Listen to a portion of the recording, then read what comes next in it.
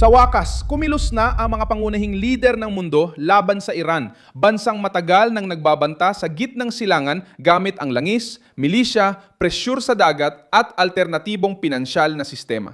Ngayong Webes, Abril 30, 2026, inihayag ng Kagawaran ng Pananalapi ng Estados Unidos ang mga parusa laban sa 35 tao at entidad na inakusahan ng pagpapatakbo ng paralelong network ng pagbabangko ng Iran.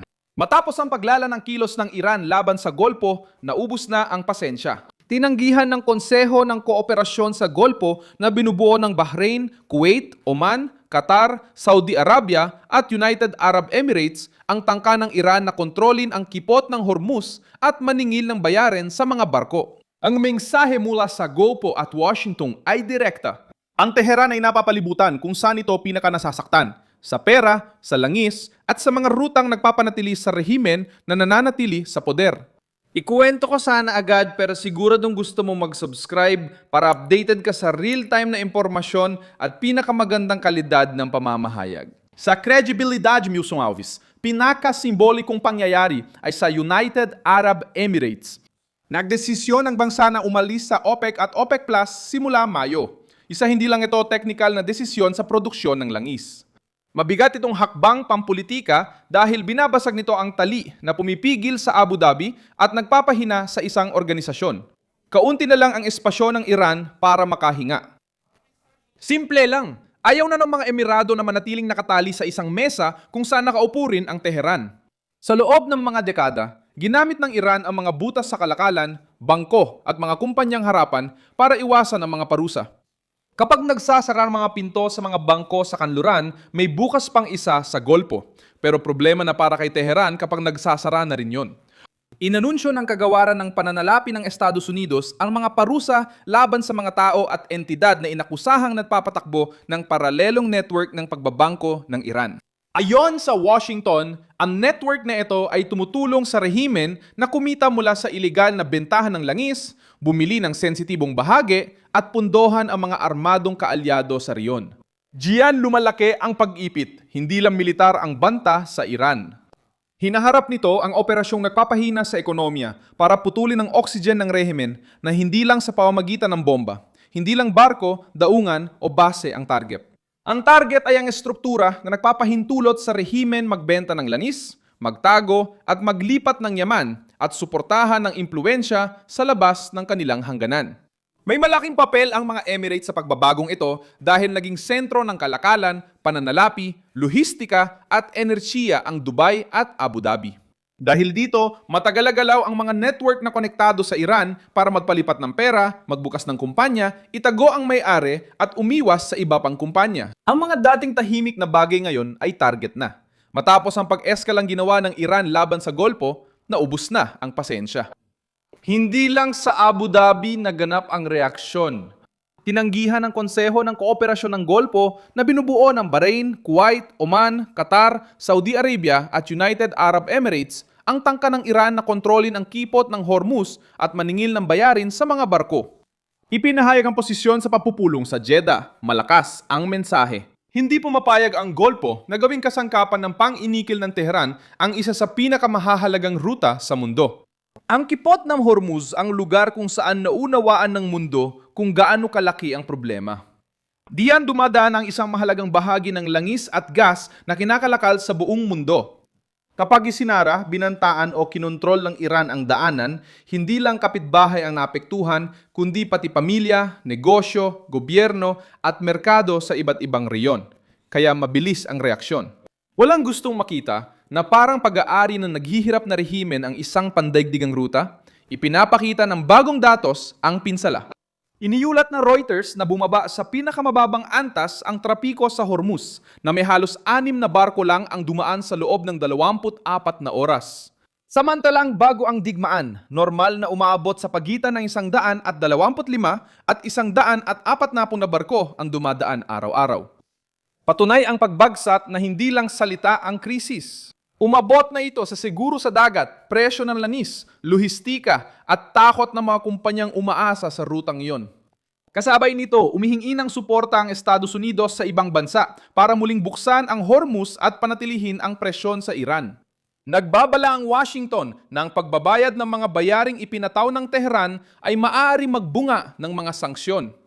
Mabigat ang banta na ito dahil tinatamaan nito ang anumang kumpanya, barko o entidad na tatanggap ng pondo para pundohan ang kontrol ng Iran sa daanan.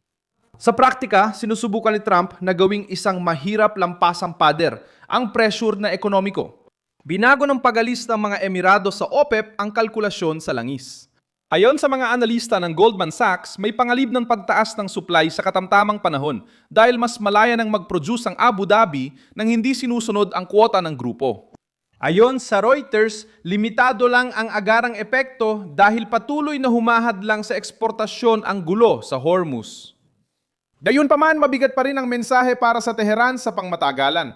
Naghahanap ang Golpo ng paraan para mabawasan ang pagdepende sa mga patakarang sumusuporta sa dating laro ng OPEP. Mayroon ng mahalagang alternatibong ruta ang mga Emirado, ang Rabichan-Fujairah Pipeline na nagdadala ng langis hanggang sa Golpo ng Oman na hindi dumadaan sa pinakasensitibong bahagi ng limitado, tinatayang nasa 1.5 hanggang 1.8 milyong bariles bawat araw.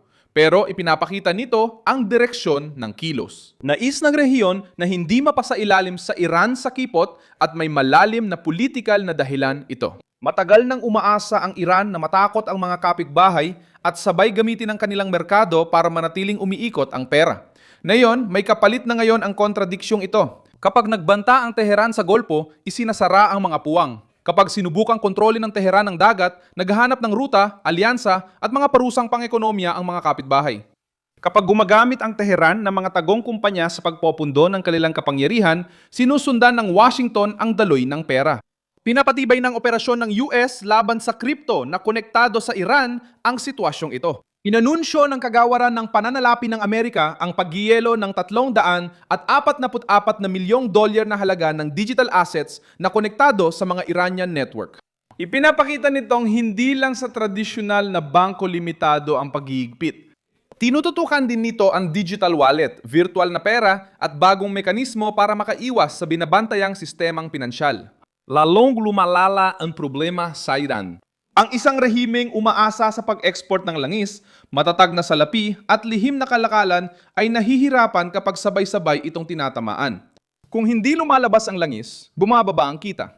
Kapag hindi umiikot ang pera, nababawasan ang kalamangan ng elite. Kapag nabubunyag ang mga kumpanyang balat kayo, nawawala ng mga paraan ang rehimen.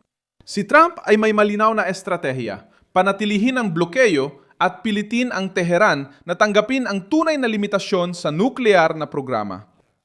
Sa pahayag niya, sinabi niyang bukas ang Iran sa dialogo kung gusto nila, ngunit tuloy ang presyon hanggang walang kasunduan.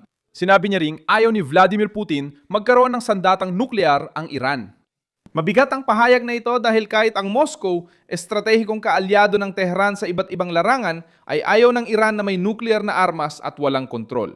Pinatangka ng rehimeng Iranianong ipakita na kontrolado pa rin nila ang sitwasyon, ngunit iba ang ipinapakita ng mga katotohanan. Tinututulan ng mga lider ng Golpo ang buwis sa Hormuz, umaalis ang Emirado sa OPEC at tinatarget ng tesoreriya ng Estados Unidos ang alternatibong bangko, kumpanya at cryptocurrency. Bumababa ang trapiko sa dagat, nagiging alerto ang merkado ng enerhiya at bumabalik sa sentro ng usapan ang pressure sa usaping nuklear. Pinaka-mapanghanib para sa Tehran na sabay-sabay nang gagaling ang reaksyon mula sa iba't ibang panig. Hindi ito hiwalay na hakbang, kundi pagsasama ng parusa, pagharang, kaguluhan sa enerhiya, diplomatikong tugon at pag-aayos sa rehiyon. Itinayo ng Iran ang lakas nito sa pagsasamantala sa pagkakahati. Ngunit ngayon, nagkakaisa ang mga karibal at nagdududang mga katuwang upang limitahan ang puwang nitong makamanobra. Mukhang hindi na handa ang Golpo na tiisin ang gastos ng tahimik na pakikitungo sa Iran. Naunawaan ng rehiyon na ang banta ay hindi lang mula sa mga pahayag ng Tehran, kundi pati sa rutang pandagat, tagong account, mga kumpanyang panakip, pinopondohang milisya at langis bilang sandatang pampulitika. Kaya naman, doon mismo nakatutok ang tugon. Sa maikling panahon, maaring tumaas pa ang mga presyo at magdulot ng kaguluhan ang krisis. Ang pag-alis ng mga Emirado sa OPEC ay hindi agad-agad nakalulutas sa problema sa Hormuz. Pero sa katamtaman at pangmatagalang panahon, nagbubukas ito ng bagong yugto. Nais ng mga bansa sa Golpo ng mas malaking autonomiya habang hinigpitan ng mga bansang Europeo ang pinansyal na sistema ng Iran. At ang Iran ay nakikita ang net worth nito para sa pagkaligtas na unti-unting binabaklas piraso kada piraso. Ipinapakita ng kilos ng kapangyarihan laban sa Iran, nagsisimula ng lumipat ng panig ang takot. Matagal ng sinikap ng Tehran na gawing maingat ang Golpo at mundo sa bawat hakbang. Ngayon, ang mga lider ng Golpo, Estados Unidos at pandaigdigang merkado ang nagpapataw ng gastos sa rehimen. Simple ang nakataya. Alisin sa kamay ng Iran ang kontrol sa langis, sa ilegal na pera at sa pananakot sa Hormuz. Dito nararamdaman ng Iran ang pinakamalakas na dagok. I-like ang video, mag-subscribe sa channel at sa huli, tignan ang mga komento para maging aktibo sa komunidad ng Milson Alves News.